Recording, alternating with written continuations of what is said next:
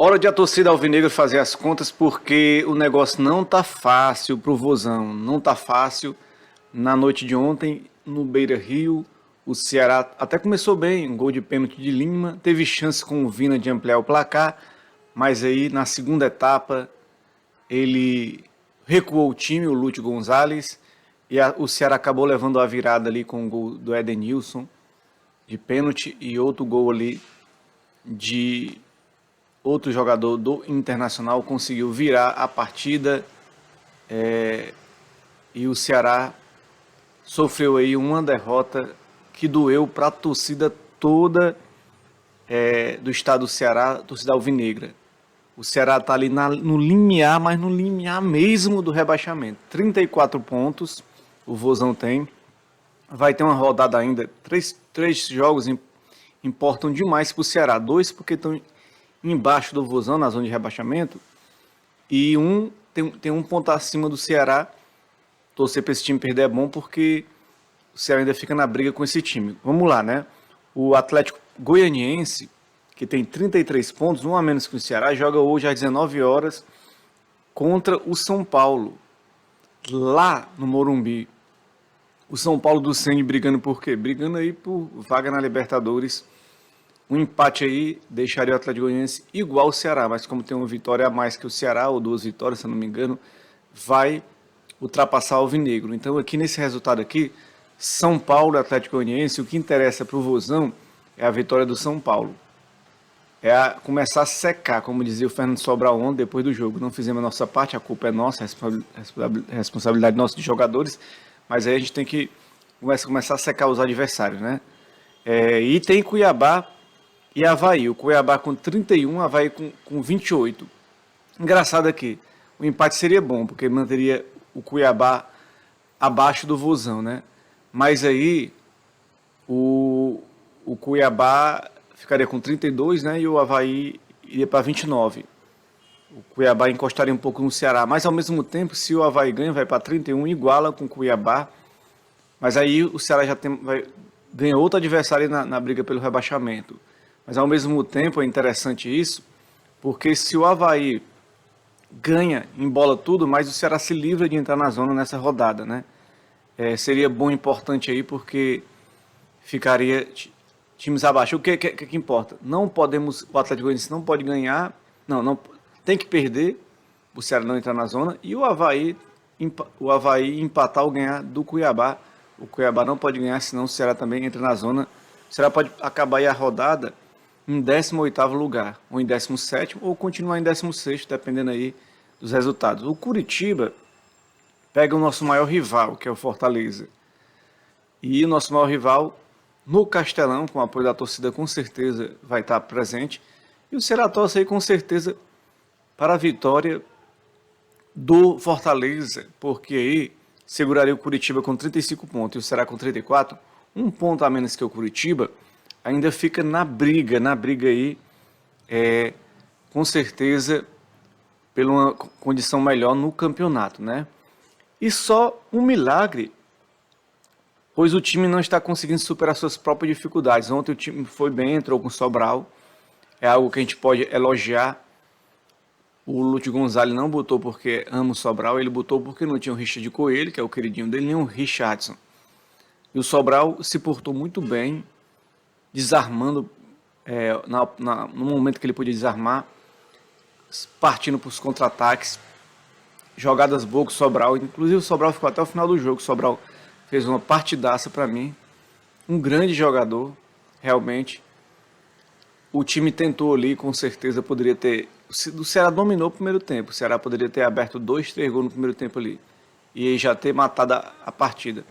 Na volta do intervalo, quando eu vi ali a substituição, o Diego Rigonato, a gente tem que admitir, não estava bem na partida, estava errando alguns passes, mas ele tinha um papel ali tático muito importante, ali no meio de campo, porque ele ficava ali numa posição que ele puxava a marcação do time adversário, puxava a marcação do adversário. Então essa puxada de marcação, ele colaborava muito, muito para que pudesse ter jogadores ali no pé do Ceará, né? Mas quando o Rigonato saiu, quando eu vi o Vitor Luiz entrando, já naquele sufoco que o Ceará estava tendo, eu me preocupei. Porque eu não sei o que é que esse técnico tem de apaixonado pelo Vitor Luiz. Me perdoe, o Vitor Luiz é um grande jogador, mas não está bem. E o Ceará desguarnecer mais aí o setor defensivo, trazendo um jogador como esse, depois ele tirou o Giovani, ele botou o time mais para frente. Até ali, nos últimos 10 minutos, o Ceará teve a oportunidade até de empatar essa partida, mas a bola não entra. É impressionante como não tem um jogador para botar aquela bola para dentro. É impressionante como o jogador do Ceará, eles ficam ali naquela toque de bola, toca, e quando chega na cara do gol, perde. O Luiz Otávio, mais uma vez, não está bem. Colocou a mão na bola. Mais um pênalti que o Luiz Otávio estica o braço, prejudica o Ceará mais uma vez, né? Não é a primeira vez, não. Ele pode estar chorando, pode dizer que ama o Ceará, tudo bem, é ídolo, mas o ídolo pode ficar na história, mas no momento a gente está precisando de jogadores que não errem como esses jogadores estão errando. Impressionante como esse cara erra. Ele, como já eu vi torcedores botando no Twitter, o cara vai embora e o Ceará fica aqui, a torcida do Ceará fica sofrendo. Fica madrugadas de lágrimas, um semestre de sofrimento. Vai ter um protesto agora, acho que é segunda-feira, lá na Praça da Gentilândia, contra o Robson de Castro, fora Robson de Castro, 10 horas da manhã. Eu não sou a favor desse protesto 100%, mas a torcida já não aguenta mais esse sofrimento. A torcida não aguenta mais sofrer. Então, tá na hora de a gente se juntar e cobrar realmente dessa diretoria e faça alguma coisa, porque a gente está indo para o buraco. Para a Série B, já caminha aí a passos largos do Ceará para a Série B. O Ceará vai fazer as contas, começa hoje, né, fazendo as contas, secando os adversários. Se tudo der certo hoje, um milagre acontecer hoje, mesmo assim o Ceará vai ter que jogar bola, tem que ganhar do Fluminense na segunda-feira. Porque é um série de fatores que prejudicam o Ceará. Então o Ceará tem que ganhar do Fluminense em casa. O Fluminense ganhou do Corinthians, né? Então o Ceará tem muita coisa a corrigir. Lúcio Gonçalves, se eu não me engano, tem uma vitória, 4 empates, 5 derrotas. É impressionante esse desempenho super negativo do treinador sob o comando técnico do Ceará. Impressionante como o Lúcio Gonçalves está fazendo um péssimo trabalho. Agora eu não colocar a culpa no Lúcio Gonçalves, porque o Lúcio Gonçalves é um ex-jogador. Ele está começando agora como treinador. Então ele está aprendendo, é um aprendizado para ele, é uma escola para ele, o Ceará. Talvez essa escola, no comando técnico do Ceará, se ele escapar com o Ceará, ele terá mais um tempo aí, Copa do Nordeste, Cearense do próximo ano. Se ele não escapar, ele terá aprendido como é difícil comandar uma equipe num campeonato, como o Campeonato Brasileiro, dificílimo, mas que o Ceará perde para ele mesmo, perde não para os seus adversários, mas para ele mesmo. E o Vozão tem quase tudo para ser rebaixado, né? O Ceará tem quase tudo para ser rebaixado. É uma esperança da torcida ainda que tem hoje, mas eu acho que fica mais difícil, fica mais complicado, porque vai diminuindo as rodadas agora. Vai diminuindo, né? Faltam, se eu não me engano aí, 2 jogos em casa e 2 jogos fora. O Ceará precisaria aí ganhar pelo menos 2 partidas, ele ia ali para 40. E mais 2 empates, né? Mas aí o Ceará já faz muitas rodadas que não ganha. Então, esperar isso do Ceará na reta final é muito difícil. Mas nada é impossível, né? Então a gente tem que acreditar. Até o momento, o Ceará não passou essa confiança para a torcida, né? A torcida está sofrendo jogo após jogo. Fora aquele quebra-quebra que teve na rodada retrasada, que prejudicou o Ceará, agora tem esse desempenho do Ceará que até jogou bem, mas não está tendo a sorte. É contra o Atlético Goianiense, aquele golzinho que o Luiz Otávio tirou da cabeça do jogo, né? Impressionante como o Ceará tem azar. Se o jogo faz aquele gol, o empate, o Ceará hoje estaria com 35, mesmo perdendo para o Internacional, e o Atlético Goianiense ganhando e o Cuiabá ganhando, ninguém passaria o Ceará. Mas o Ceará acabou perdendo a chance, a oportunidade aí, naquela partida com um adversário direto, né? Mas nos meus cálculos hoje dá São Paulo. Agora Avaí e Cuiabá, um empate aí, eu acho. Um empate vai dar, e o Fortaleza ganhando do Curitiba, eu acho que é o meu placar para hoje, né, galera? E a gente vai mudar de tema, né? Vai mudar de tema, deixar de falar do Vozão, do coração do meu povão, e passar a falar agora de eleições. O Bolsonaro tá desesperado. Desesperado por quê, né, galera? O Bolsonaro tá desesperado. Porque vai perder as eleições para a presidência da República. Ele sente que vai perder, ele sente que está derrotado. Então ele vai começar a onda de fake news. Começou naquela eleição lá, mamadeira de piroca, kit gay, contra o Haddad em 2018, né? Eles têm fake news, para eles qualquer notícia fantasiosa é real. É um lavajatismo na política, né? Os métodos Sérgio Moro de fazer política, de fazer justiça, é o método deles de fazer política, com assédio moral aos funcionários, obrigando os funcionários a votar no candidato deles. Eles fazem isso nas empresas, foi constatado, várias empresas estão sendo multadas aí, pessoas estão denunciando aí a prática de assédio. É impressionante que é em Santa Catarina, né? Ali na terra ali do velho da van, que disse, segundo, estão dizendo, ele vai embora do Brasil se o Lula ganhar. Graças a Deus, né? Não sei se era brincadeira que o Zezé de Camargo também ia embora. Essas pessoas todas aí, bolsominions, né, cara? Impressionante, né? Esses caras são bolsominions, que são do agronegócio ali no Mato Grosso do Sul, né? Que é uma terra muito bolsonarista, né? Ali, muito bolsonarista, Mato Grosso do Sul. Mas o Roberto Jefferson atirou-lhe 50 tiros de fuzil na Polícia Federal domingo, quando a Polícia Federal foi prender ele pelas ofensas que ele fez a Carmen Lúcia. Ele já usava tornozeleira eletrônica, né? E fez ofensas contra a ministra do STF, Carmen Lúcia. E o Roberto Jefferson deu tiro, jogou 2 granadas, foi preso. E o Bolsonaro mandou o ministro dele lá para acompanhar o caso. E é um aliado dele, Roberto Jefferson, aliado do Bolsonaro, aliado do presidente da República. Então isso fez com que a campanha entrasse em polvorosa, louca, porque de repente o que aconteceria? A transferência de votos do Bolsonaro para o Lula, porque muitos indecisos já tinham ido para o Bolsonaro, agora voltaram para o Lula. As pesquisas estão mostrando aí, né? E Roberto Jefferson aí é a bala de prata para destruir a campanha do Bolsonaro. Foi para Bangu 8, foi transferido, vai ficar lá. Estão tentando mandar ele para um hospital psiquiátrico para dizer que ele não tem sanidade mental. E isso aí, o Bolsonaro entrou em desespero, né? A campanha dele entrou em desespero porque o lulismo entrou nas ruas, a festa, a animação, o ânimo da campanha do Lula, do QG do Lula foi muito grande, né? Animação, e do lado de lá muita tristeza. Agora o Bolsonaro tenta usar uma cortina de fumaça com essa questão aí do complô, segundo ele, do TSE com o PT nas ações de rádio do Bozo. Na verdade, já foi desmentido isso aí, que não existe esse complô todo, né? A verdade é que o TSE não é responsável por mandar as propagandas dos candidatos para as rádios.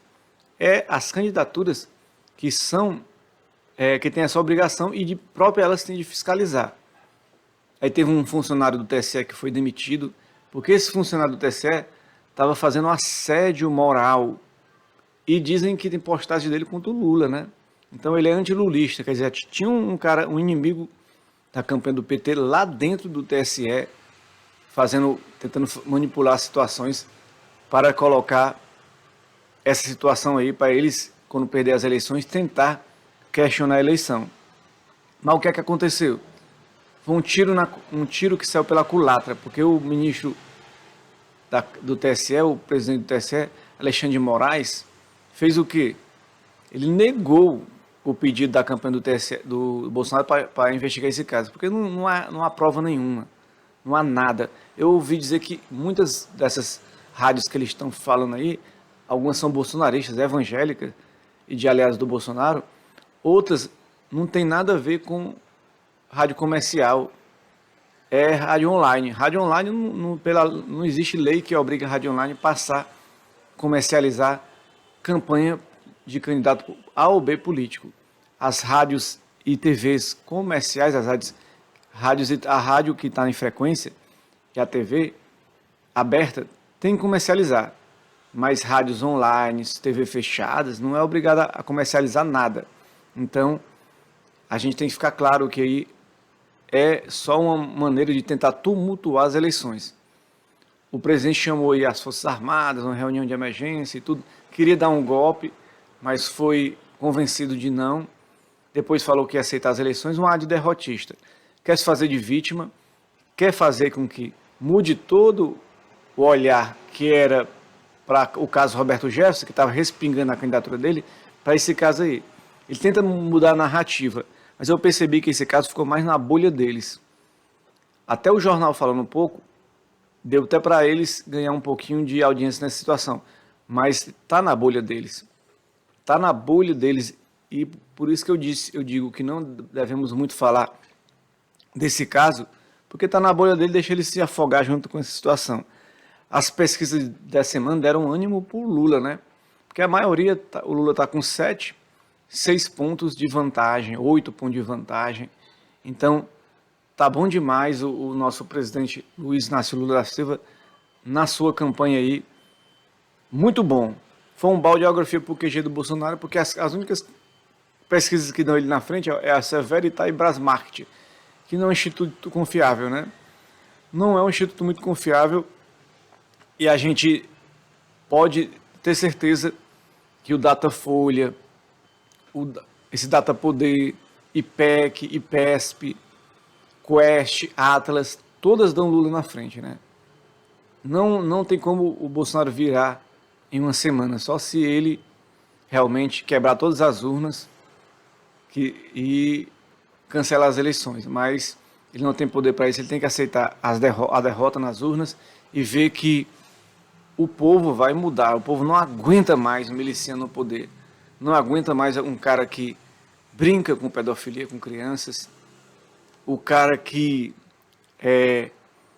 faz o que ele faz no poder, zomba de gente que morreu com Covid, o cara que comprou votos, porque essa PEC eleitoral que ele fez, essa PEC eleitoreira de auxílio táxi, auxílio caminhoneiro, auxílio emergencial até o final de ano de R$600, porque depois cai para 400 e só para as famílias, só para as mulheres. Então, eu acho que tudo isso ele visa apenas ganhar as eleições.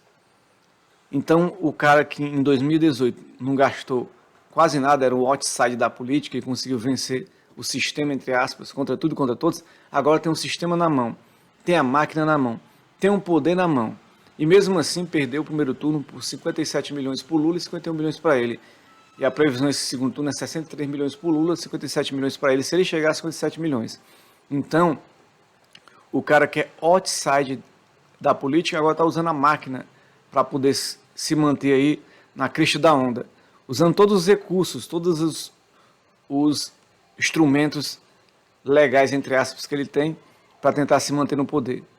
E o que é que a gente pode fazer com isso? Votando, né, no 13, indo para a urna, convencendo pessoas a votarem.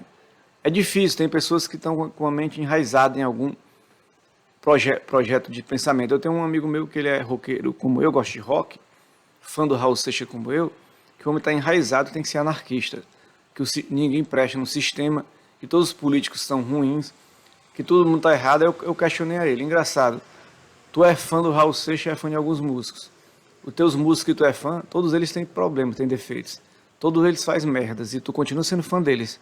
Então por que o político pode fazer uma merda e tu não pode também votar nele? Tu quer uma perfeição, quer que o cara seja Deus? Não é Deus. Todo ser humano, todo político tem seus defeitos. Agora você pode se identificar com esse cara que tem um defeito, mas ele faz um projeto de política para beneficiar e incluir as pessoas, né? Então eu acho que tem gente que é difícil mudar o voto desses caras.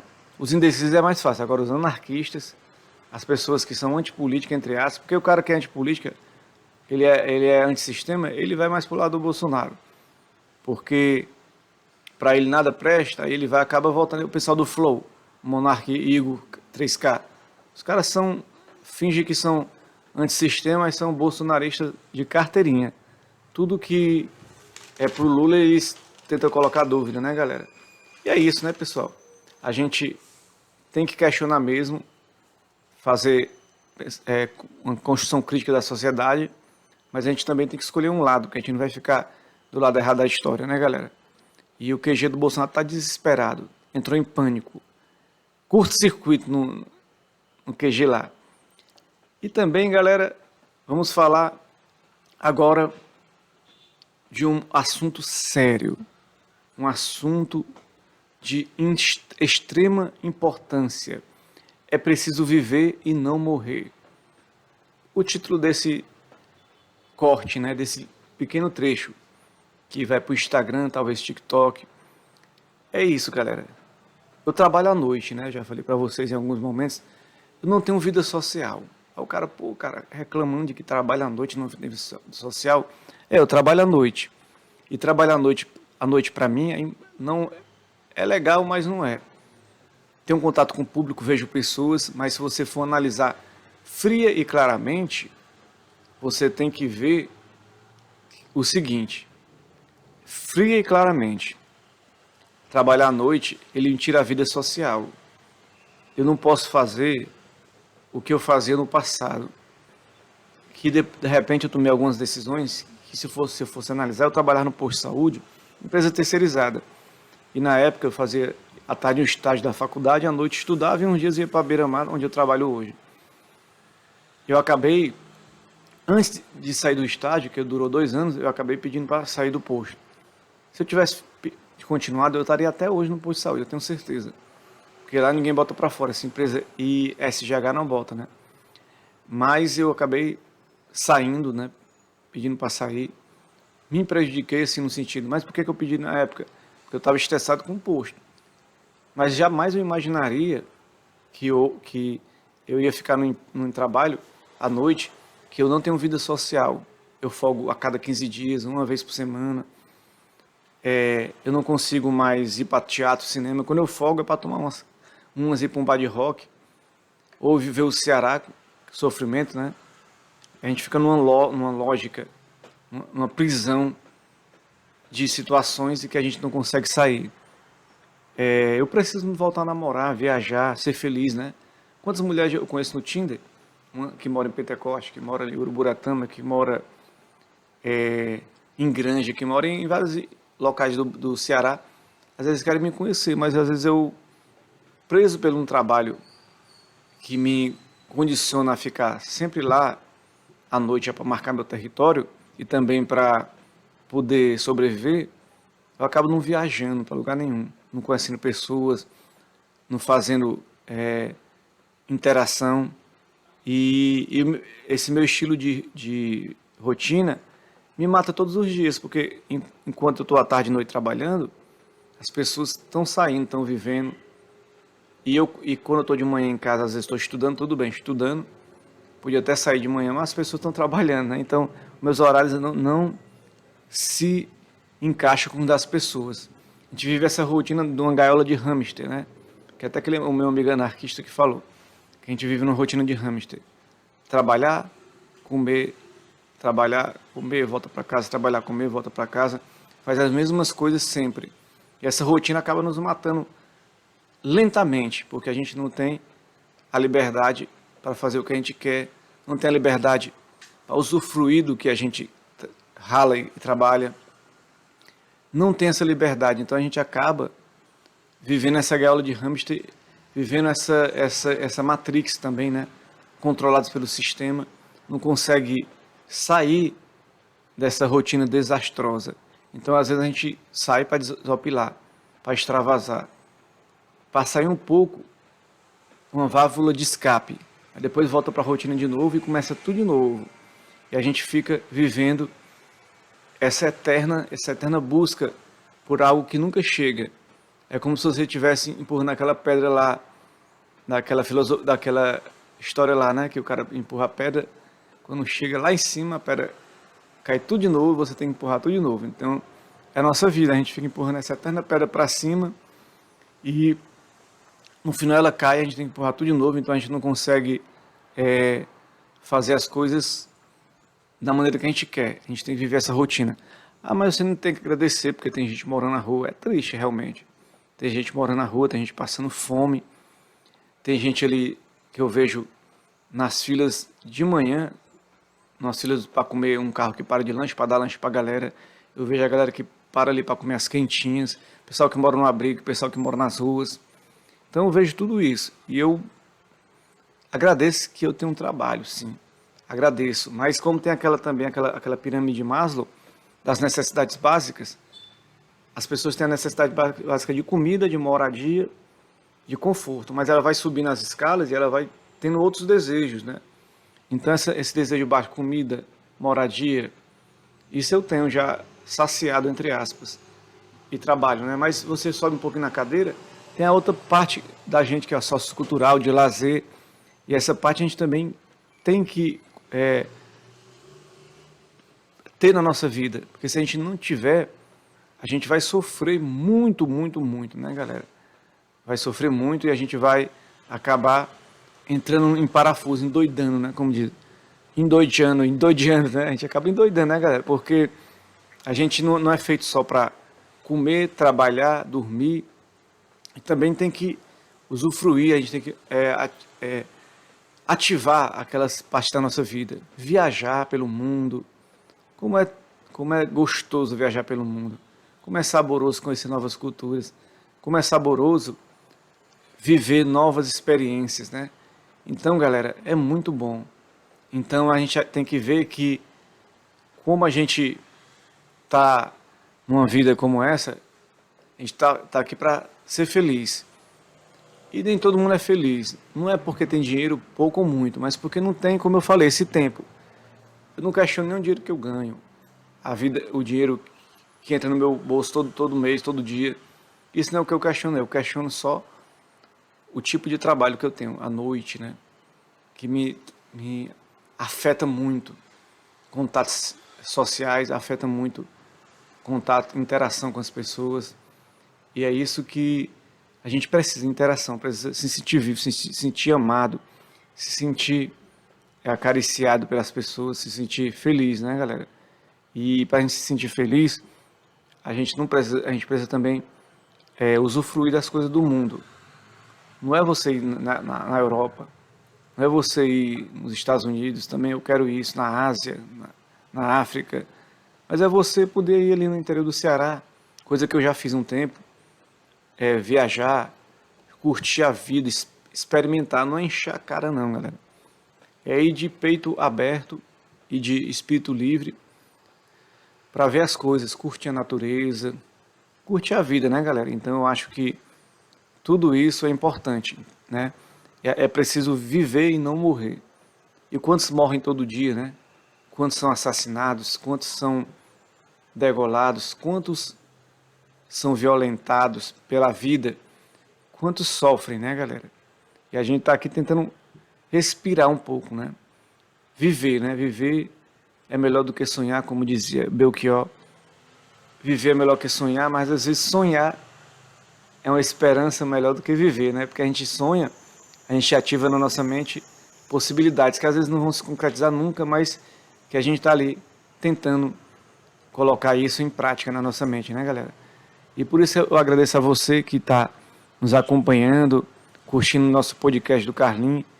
Pode dar seu like, sua curtida, pode colocar aí a sua contribuição, se você quiser, pelo Instagram também, no Pix do Carlos Emanuel, o Pix 859-99637890, repetindo, 859-99637890. A gente faz esse trabalho com amor, com carinho, com dedicação, porque é uma das coisas que a gente faz como válvula de escape. Escapar da solidão, escapar da tristeza, escapar do medo, da angústia, escapar dos pensamentos até suicidas, pensamentos ruins. É a gente fazer isso que a gente está fazendo agora. Fazer o nosso podcast, conversar com você, dar esse desabafo. Meu podcast que tem muitas entrevistas aí arquivadas para você ver, mas também tem esses trechos aí que a gente está fazendo agora de conversa franca com você, cara a cara, limpo, onde você está nos escutando, mas às vezes você está vendo a imagem e está podendo perceber que como a vida da gente é simples. A gente está aqui sempre, todas as quintas-feiras, trazendo o melhor para você, num bate-papo legal, um bate-papo tranquilo, para que você possa também ter acesso a essa reflexão na vida. Porque a vida não é só trabalhar, a vida não é só comer. Queremos mais, mais e mais e mais. Um abraço e até a próxima. Um grande beijo, se Deus quiser. Tchau, tchau.